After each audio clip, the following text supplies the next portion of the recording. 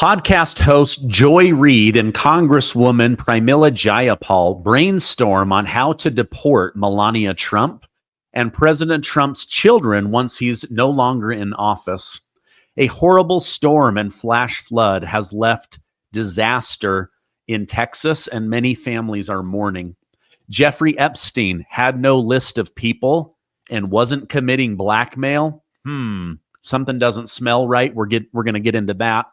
And President Trump deals with NATO and Ukraine, pressuring him to send the last of America's weapons so they can continue the war with Vladimir Putin and Russia. Thank you guys so much for liking and sharing these videos. It really helps me out. So thank you guys so much. Earlier today, a 27-year-old man, Ryan Luis Mosquedo, wearing tactical gear and armed with a rifle, opened fire on federal agents at a Border Patrol facility in McAllen, Texas, injuring 2 officers and a Border Patrol employee. The suspect, killed by responding agents, has been identified as a Michigan resident. This attack follows a reported 700% surge in violence against ICE agents amid heightened tension over the Trump administration's aggressive immigration and deportation policies. The Department of Homeland Security faces significant backlash. Let's go ahead and hear what was said about this because it's pretty crazy breaking news. We got multiple teams working this story as we learn more about this breaking news, but apparently a man showed up to this facility this morning with tactical gear and a rifle, opening fire on those agents at the front. Fire was returned. Dozens of shots was fired, and we have confirmed that man was killed in this. He's identified as Ryan Lewis, 27 years old. But as we show you these images, obviously very concerning. This man with a rifle and that tactical gear showing up. You can see the image of him down right there. Multiple shots fired. We have a confirmed statement that this morning an individual opened fire at the entrance of the United States border sector annex in McAllen, Texas. That was according to the Department of Homeland Security spokesman. We do know this is an ongoing investigation. One of the officers involved in this was shot in the knee, so that officer will need medical attention, but we're told will be in stable condition and okay.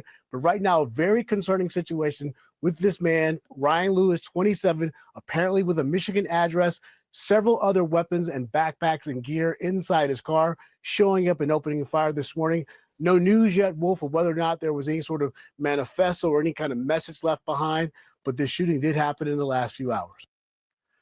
Okay, so, Democrats keep saying that Trump is violent and MAGA is dangerous, and yet it's these crazy wackadoo left-leaners that are defending criminals, becoming criminals in order to defend criminals. Very sad. I hope that the officers that were shot, have a good recovery.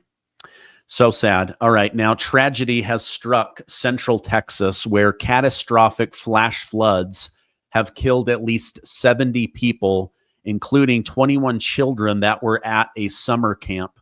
The disaster has sparked outrage among grieving families, and many of them are trying to blame all of the death of these children on President Trump. The flooding hit hardest in Kerr County, in what's called the Flash Flood Alley, after intense rainfall caused the Guadalupe River to swell and overflow. Local officials claim that the National Weather Service failed to grasp the scale of the threat and put out aggressive alerts in order to keep people safe. Now, the Texas Division of Emergency Management fears the death toll could rise to easily over 100 people. Rescue operations are still happening as I report on this. At the center of the blame game are recent staffing shortages and budget cuts to the National Weather Service. Factors critics say hampered the forecasting and led to dangerous conditions. Now, even AI, the chatbot for Elon Musk's X, Grok, is stirring controversy, saying that, of course, this is Donald Trump's fault, that the big, beautiful bill, the budget restraints all led to a weak system, which left everybody vulnerable. The claim sparked immediate backlash. Many pointed out that the 24-foot rise in the Guadalupe River happened quickly and was almost impossible to predict. Even the National Weather Service would have had a hard time knowing that a river would swell by 24 feet in a very short period of time. However, celebrities like Rosie O'Donnell and others are putting all of the blame on Donald Trump, saying that this is all his fault, that he is bad, that he should be removed from office. Again, this is a tragedy. Our prayers are with these families that lost any family member, but especially their children. Okay, President Trump is not staying silent on all that is going on with Elon Musk. He continues to badmouth the president, badmouth Republicans, stir controversy. He's now started the America Party to try to, if he can't replace Trump and MAGA, to at least what looks like help Democrats to win future elections. This is really, really sad. I, for one, like Elon Musk, but his behavior has been very, very strange lately. Let me pull up on the screen what President Trump said. I am saddened to watch Elon Musk go completely off the rails, essentially becoming a train wreck over the past 5 weeks. He even wants to start a third political party, despite the fact that they never succeed in the United States. The system seems not designed for them. The one thing third parties are good for is the creation of complete and total disruption and chaos. And we have enough of that with the radical left Democrats who have lost their confidence and their minds. Republicans, on the other hand, are a smooth-running machine that just passed the biggest bill of its kind in the history of our country. It's a great bill, but unfortunately for Elon, it eliminates EV mandates, which would have forced everyone to buy an electric car in a short period of time. I've been strongly opposed to that from the very beginning. People are now allowed to buy whatever they want: gasoline-powered, hybrid, new technologies, no more EV mandate. I have campaigned on this for 2 years. And quite honestly, when Elon gave me his total and unquestioned endorsement, I asked him whether or not he knew that I was going to terminate the EV mandate. It was in every speech I made and every conversation I had. He said he had no problem with that. I was very surprised. Additionally, Elon asked that one of his close friends run NASA. And while I thought his friend was very good, I was surprised to learn that he's a blue-blooded Democrat who had never contributed to a Republican before. Elon probably was also. I thought it was inappropriate that a very close friend of Elon would want to get into the space business. It just wraps up by saying, I also thought it was inappropriate to put forward a friend to run NASA. Now, my number one charge is to protect the American public. So that was President Trump finally responding to Elon Musk and the situation. It's just sad. I mean, I know that there's a lot of independents that might end up joining this new party.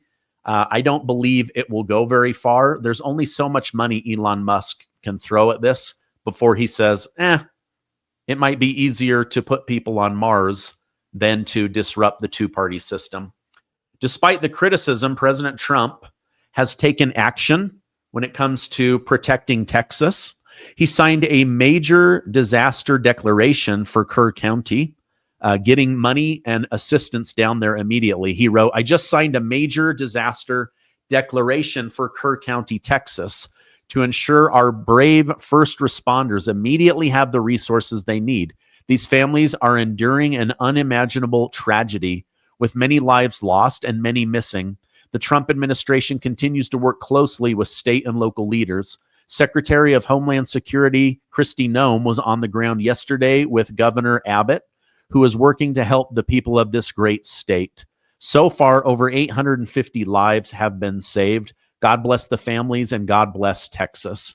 Now, Congresswoman Marjorie Taylor Greene, she has come out saying she believes this massive storm that caused this river to swell by 24 feet in a very short period of time could have been done by weather modification. She's put forward a new bill that would make modifying the weather, cloud seeding, causing major rainstorms like this, a punishable by 5 years in prison and a $100,000 fine. Now, remember, Dubai had a storm where these green clouds came out of nowhere. They dumped rain for like 72 hours.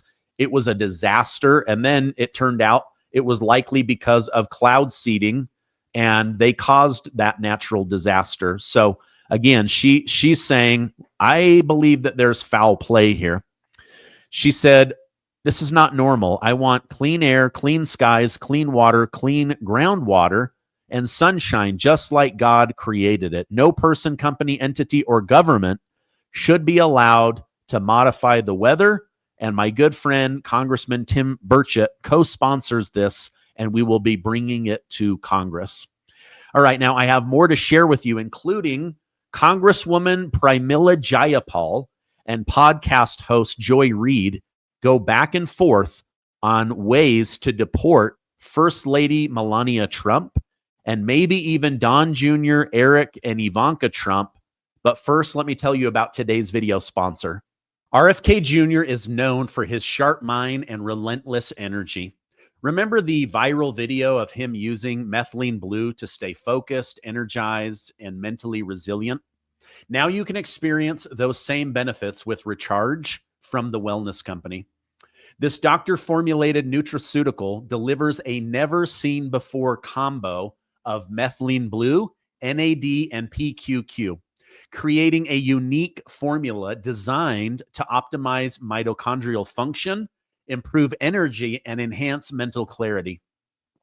Methylene blue crosses the blood-brain barrier to enhance memory, focus, and executive function by increasing ATP production, the true fuel of your cells. It also works as a potent antioxidant and anti-inflammatory, helping protect against aging and cellular damage. If you're looking for real mental and physical edge, Recharge delivers. Get 10% off plus free shipping.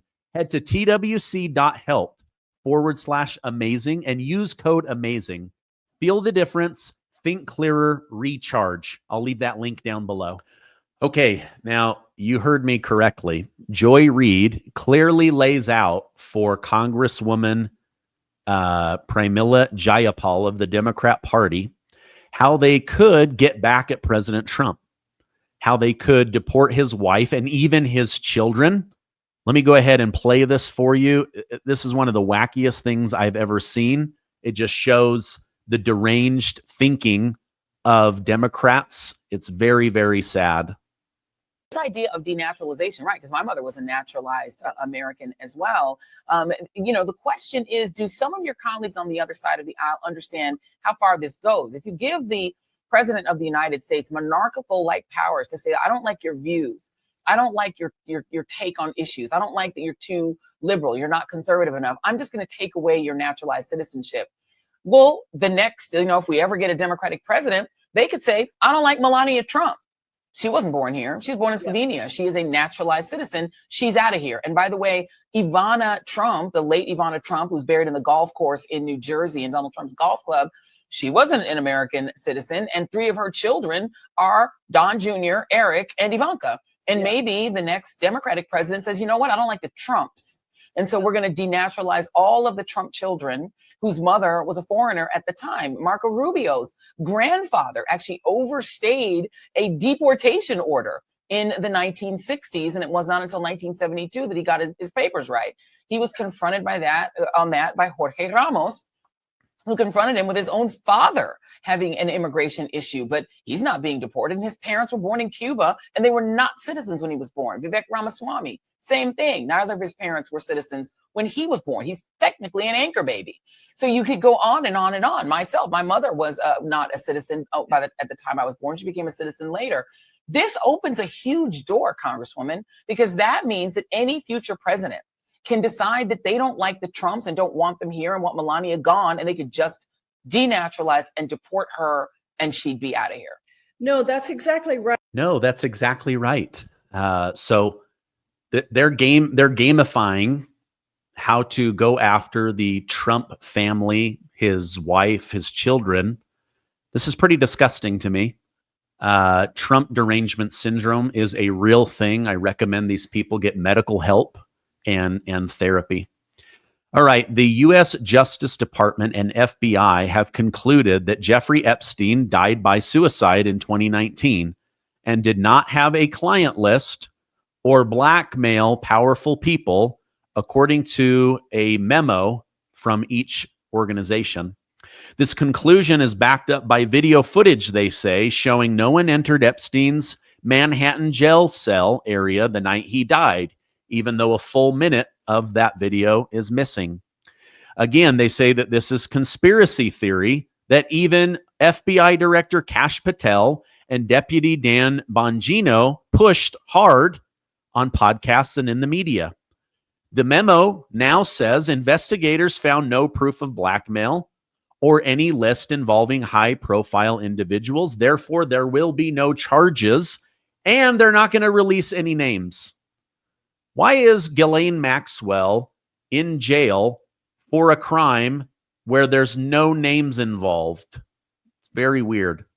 The administration also released raw and enhanced video footage to support Jeffrey Epstein unaliving himself. Still, many people remain skeptical, influenced by rumors and recent claims. Elon Musk's accusation against Trump for being in the Epstein files, and that's why they're not being released, has resurfaced. Despite all of this, the Department of Justice says no further information about Jeffrey Epstein will be released. Now, many don't believe this. Many are angry. They're blaming Kash Patel, Pam Bondi, Dan Bongino. I don't know what the truth is. Maybe we've built it up so much that now we're disappointed at what it really is. Or maybe it was something big and they don't have the information because somebody destroyed it, like Hillary Clinton destroyed 35,000 emails, and we can't blame Pam Bondi, Kash Patel, Dan Bongino. Or maybe they're using it for leverage against other countries. I don't know. But Steve Bannon and Tom Fitton of Judicial Watch, they had an interesting take on this situation. I want to bring that up and we will watch it together because they explain this better than I can.